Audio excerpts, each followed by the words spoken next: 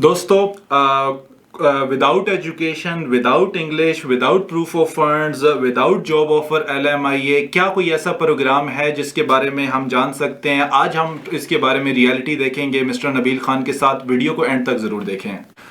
अस्सलाम वालेकुम दोस्तों, उम्मीद करता हूँ आप लोग बिल्कुल खैरियत से होंगे। मेरा नाम सुलेमान है और मैं यूट्यूब के लिए वीडियोस वगैरह बनाता रहता हूँ और मैं आज फिर जो है वो मिस्टर नबील खान साहब के साथ जो है वो आया हूँ उनसे टाइम लेकर। और मिस्टर नबील जो है वो RCIC मेंबर हैं। बाकी इनका लाइसेंस मैं यहाँ पे अटैच कर दूँगा। And sir, thank you so much, आज आपने फिर जो है वो टाइम दिया है। और आज सर हम बात करेंगे AIPP प्रोग्राम या यूकॉन कम्युनिटी पायलट प्रोग्राम या RNIP प्रोग्राम्स के बारे में। तो काइंडली हमारे व्यूवर्स को ये बताएं कि AIPP या YCP या RNIP प्रोग्राम्स क्या हैं।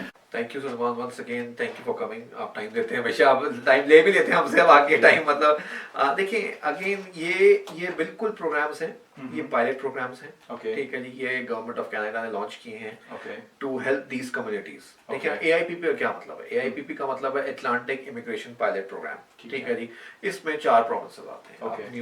नोवा Scotia, New Brunswick, Newfoundland, Labrador और दूसरा।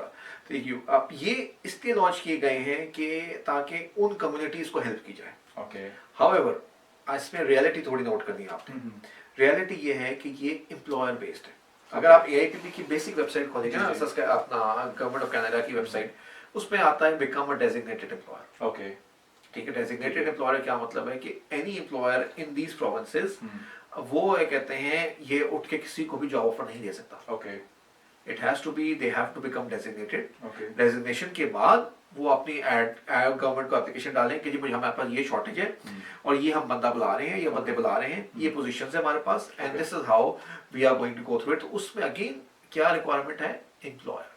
यूकॉन YCP यूकॉन हो गया, AIPP आपको अटलांटिक बता दिया, RNIP जो है rural and northern immigration pilot हो गया।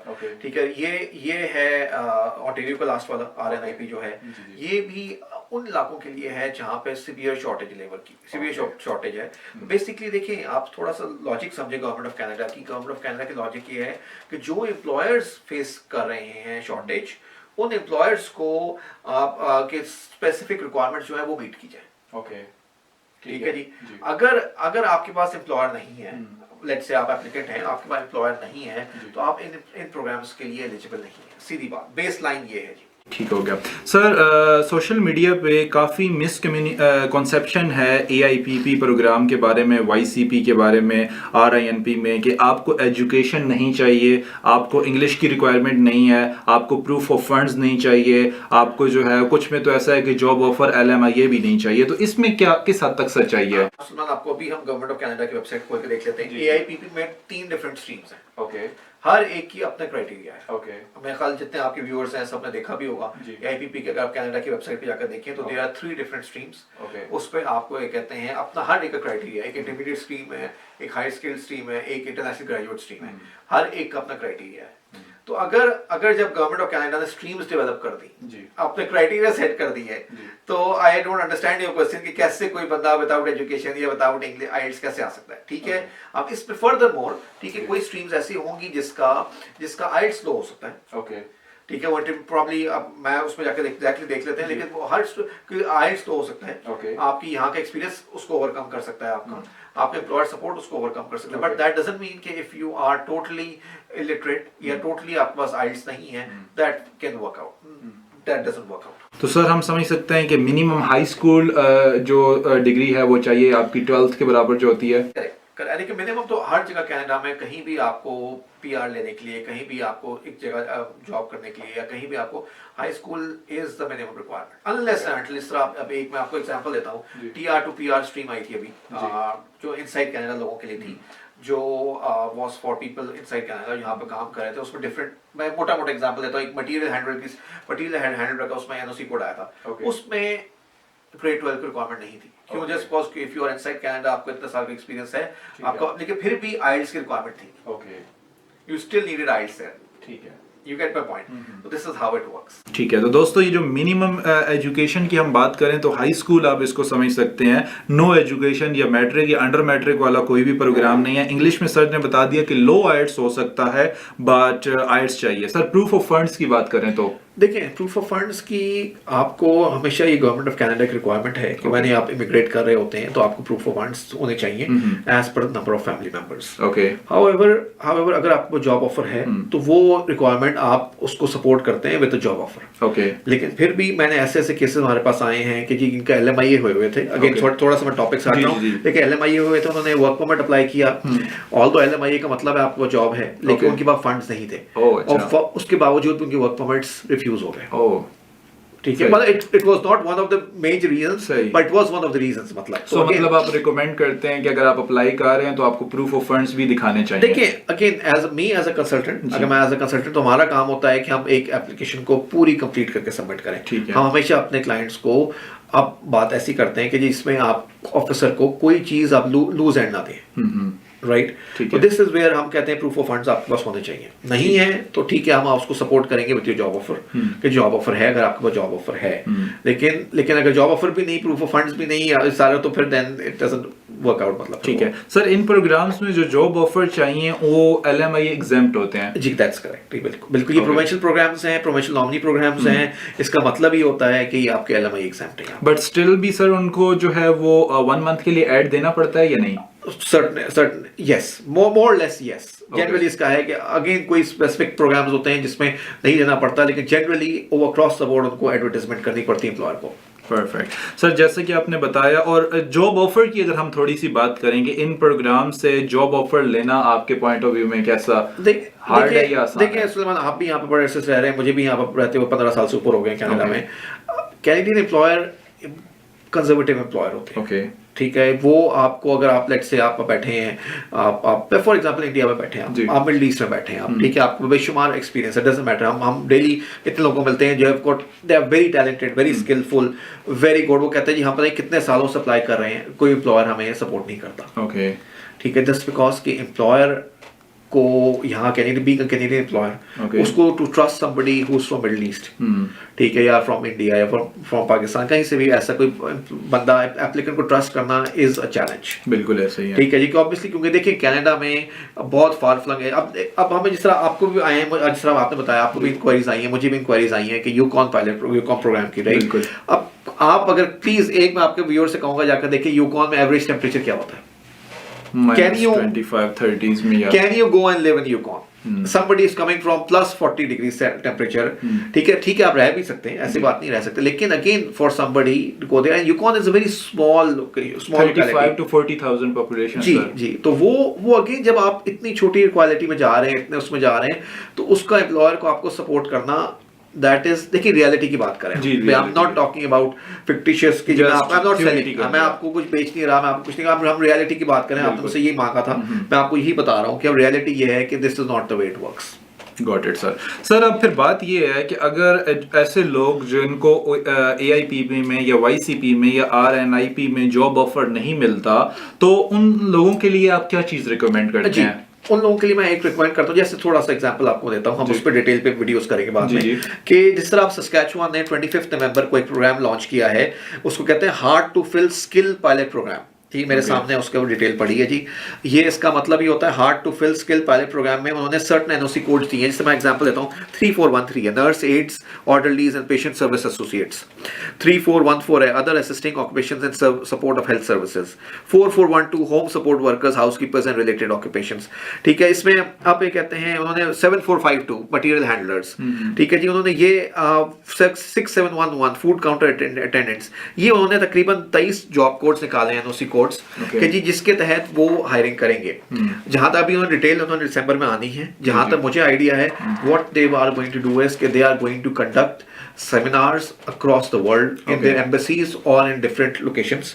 ठीक है, और उसमें जिस तरह न्यू बर्ड्स पे करते हैं, उसमें आपको जाके वहाँ पर एम्प्लॉयर्स के साथ जाएंगे, सेक्शन गवर्नमेंट के साथ, और वहाँ पर जाके लोगों के ये लोग रजिस्टर करेंगे ऑनलाइन और लोगों के वहाँ पर इंटरव्यू करेंगे। This is where we come in to help you कि अगर आपने इस तरह के प्रोग्राम के लिए जाना है, आपने अगर आपको गवर्नमेंट ऑफ कनाडा यही गवर्नमेंट ऑफ सस्कैचुअन ऐसे ही कर रही है कि वहाँ पर जाकर इंटरव्यूज देंगे, दुबई में, इंडिया में, पाकिस्तान में, कहीं ऐसी जगहों पर इंटरव्यूज लेंगे, तो then this is where we come in to help you कि जी आपने कैसे रिज्यूमे प्रिपेयर करना है, कैसे इंटरव्यू की तैयारी करनी है, कैसे गो थ्रू करना है, क्योंकि the issue is not getting selected. एक तो सिलेक्ट एम्प्लॉयर्स हो गए, फिर क्या करेंगे आप? Exactly.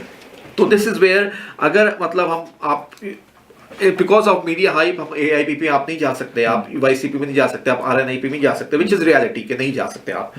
Then what you do is कि you try to focus on these programmes. ऐसे और भी आएंगे फ्यूचर में, ठीक है। अभी ये है, इस पे फोकस करें, हमारी हेल्प लें, हम आपको हेल्प करेंगे and we go from there onwards. ठीक है। तो सर आपने एक ऑप्शन तो दिया सस्कैचुअन का कि वो लोग सस्कैचुअन के लिए ट्राई कर सकते हैं। दोस्तों अगर आपने हमारी सस्कैचुअन से रिलेटेड वीडियो नहीं देखी तो उसका भी मैं यहाँ पे लिंक ऐड कर दूंगा ताकि आप वो भी चेक कर सकते हैं। उसमें हमने डिटेल से डिस्कस किया है कि सस्कैचुअन इमिग्रेशन प्रोग्राम क्या है। सर इसके अलावा इन लोगों के लिए और ऑप्शन क्या हो सकते हैं? देखिए अगेन उसकी ऑप्शन हो सकती है कि again if you can afford it, study visa की बात कर रहे हैं हम, ठीक है। फिर आप विजिटर वीजा की बात करते हैं हम, विजिटर टू स्टडी भी पॉसिबिलिटी है, ओके, ठीक है जी। तो again these are things that we can discuss with you. की बात ICT इंट्रा कंपनी ट्रांसफर की हम बात कर रहे हैं मतलब, ठीक है जी। तो again these are things that we can discuss with you on a case to case basis. देखिए मुझे हर एक की मैं जेनेरिकली नहीं बता सकता, लेकिन these are just pointers, okay, ठीक है। मेरे पास ऐसे ऐसे केसेस हैं कि जी हमारे पास आए थे स्टडी वीजा के लिए, हम वो they would qualify under ICT, हमने कहा जी आप ICT कर लें, okay, that is better off for you. हमारे पास ऐसा केस आया कि मैं विजिट वीजा लेना चाहता हूँ, हमने कहा जी आप बिजनेस विजिटर वीजा ले लें, okay, that is better off for you मतलब, ठीक है जी। कि अगेन देखिए हमारा काम होता है आपको गाइड करना to the on the basis of our experience कि आपकी क्या बेस्ट आपकी एलिजिबिलिटी हो सकती है। हमारे पास कोई साहब आए ICT के लिए, वो ICT के लिए क्वालिफाई नहीं करते थे, उनकी स्पाउस क्वालिफाई करती थी फॉर स्टडी परमिट, ओके। हमने कहा जी आपके स्पाउस को स्टडी परमिट पे डाल देते हैं, that is better off for you. तो डिपेंड करता है केस टू अगेन देखिए जी this is all customised. Again मैं रिपीट करता हूं कि it is not a magical wand any more कि जी आप कहने आपने घुमाया छड़ी घुमाई आपको PR मिल जाएगी, आपको no, it has to be strategic. आपको स्ट्रेटेजाइज करना है, आपको अपनी प्लानिंग करनी है, आपने अपनी पाथवे डिसाइड करना है।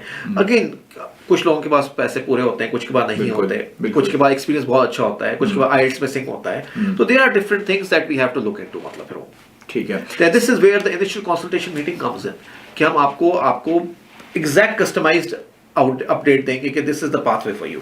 ठीक है सर, मैं आपसे लास्ट क्वेश्चन पूछूंगा।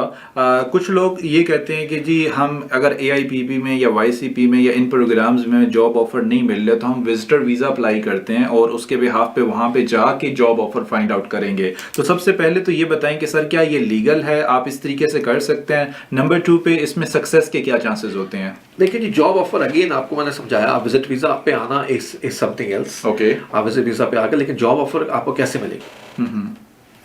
जॉब ऑफर मिलेगी थ्रू एन LMIA, बिल्कुल, और प्रोवेंशनल नॉमिनी प्रोग्राम। प्रोवेंशनल नॉमिनी प्रोग्राम्स हमने डिस्कस कर लिए। अगर आपका एम्प्लॉयर सपोर्ट नहीं कर रहा तो आपको पॉसिबल नहीं। अगेन LMIA में क्या होता है जी, LMIA is again employer supported, ठीक है। अगर आपके पास आप आ गए यहाँ पे, if there you don't have an employer who supporting you for an LMIA, ठीक है, how can you get a work permit? Okay, ठीक है। LMIA अगर आपके पास है और फिर आप आते हैं, मैं जिस तरह भी कुछ अर्सा पहले हमारे पास एक डॉक्टर साहब आए थे, that person was from UK, ठीक है जी, और ऑब्वियसली UK के थ्रू वीजा फ्री एंट्री थी उनको because he was a UK citizen. उनके पास LMIA था, यहाँ पे एक मेडिकल हॉस्पिटल में उनको LMIA दिया हुआ था। He was licence by CPSO, college of physician surgeon Ontario licence थे। He could practise in Ontario as a doctor. तो उन्होंने आके फिर हमने उनका वर्क परमिट किया। तो this is the way, because उनकी कंपनी ने उनको LMIA लेकर रखा हुआ था उनके लिए ऑलरेडी। तो this is the way forward. If you do not have an LMIA, then how can you expect to get a work permit? How can you expect to apply work? Yes, there is another way.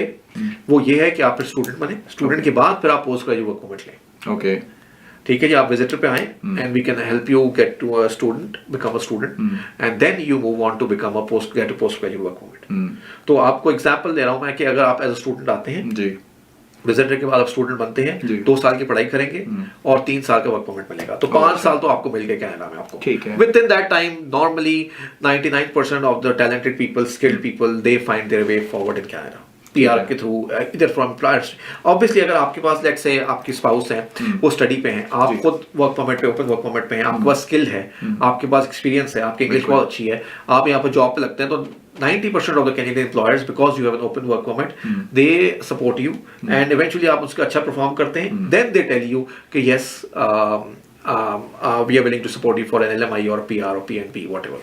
Okay sir, हम admissions की बात करें, आपने बात की study visa से related, admissions की बात करें 2022 के लिए जी, तो अभी से स्टार्ट हो गए या? जी अब ऑलरेडी हम दिसंबर में बैठे Okay. राइट हमने तो काम भी अक्टूबर में स्टार्ट कर दिया था वो next September next May Okay. May 2022 and May September 2022 के लिए काम शुरू कर दिया था हमने। Okay. तो अगेन ऑब्वियसली कनाडा में इंटरनेशनल पॉपुलेशन अगर आप देखें इंटरनेशनल स्टूडेंट्स की population is more than 600,000 okay ठीक है कनाडा में international students is a big thing ठीक है जी तो उसमें the early you apply the better is because there is a lot of competition okay yes ठीक है तो सर अभी क्या 2022 के कौन सा इनटेक मिल सकता है मई पॉसिबल है ओके ठीक हाउएवर जी। आइडियली इट्स सितंबर और जनवरी 2023 ओके देखिए 3 intakes होते हैं January May and September Okay. So January 2022 is out of question at this moment जी। May 2022 is possible September 2022 is possible and now we are also taking admissions 1 year down the road for January 2023 okay sir मई की कब तक जो है वो last date है about ideally February Feb Mid तक last February, date mid है। February। तो अगर कोई इनसाइड कनाडा होता है ऑलरेडी तो जी। वो कब तक कर सकता है या वो भी फेब तक कर सकता है नहीं उसके लिए एक सेपरेट प्रोसेस है you Okay. Have to connect with us and then we guide you Okay. उसके लिए वी हैव टू हम तो मेक इनटेक्स कर रहे हैं so make Okay. Intakes almost full हो चुके हैं right now the reality is make intakes are तो ऑलमोस्ट फुल सितंबर के लिए जो है वो किया जा सकता है Yes, टारगेट yes. ठीक है तो दोस्तों जैसे कि हमने बात की कि AIPP में YCP में जो RNIP में जो है वो job offer employer based programs हैं और बाकी सर ने उसको काफ़ी डिटेल से एक्सप्लेन किया आई होप कि आपको ये तमाम जो वीडियो है वो बहुत अच्छी लगी होगी आपकी काफ़ी मिसकॉन्सेप्शंस जो हैं AIPP के बारे में और बाकी प्रोग्राम्स के बारे में वो इससे दूर होंगे अभी तक अगर आपने चैनल को सब्सक्राइब नहीं किया हुआ आप सब्सक्राइब कर सकते हैं वीडियो को लाइक कर सकते हैं अगर आपका कोई भी कमेंट होता है आप नीचे जो है वो पूछ सकते हैं मैं नीचे एक असेसमेंट फॉर्म इस वीडियो के साथ अटैच कर दूंगा जिस पे आप जाके अपनी पूरी की पूरी डिटेल्स मेंशन कर सकते हैं और वो असेसमेंट फॉर्म कैसे फिल होता है उसकी मैंने एक सेपरेट वीडियो बनाई हुई है वो भी मैं साथ में अटैच कर दूंगा उस पर आप जाके अपनी इंफॉर्मेशन डालें अगर आप किसी भी प्रोग्राम में एलिजिबल होंगे हम आपसे कॉन्टैक्ट करेंगे और उसके मुताबिक जो है वो मिस्टर नबील खान साहब के साथ जो है वो हम आपकी इनिशियल कंसल्टेंसी मीटिंग करवा सकते हैं थैंक यू सो मच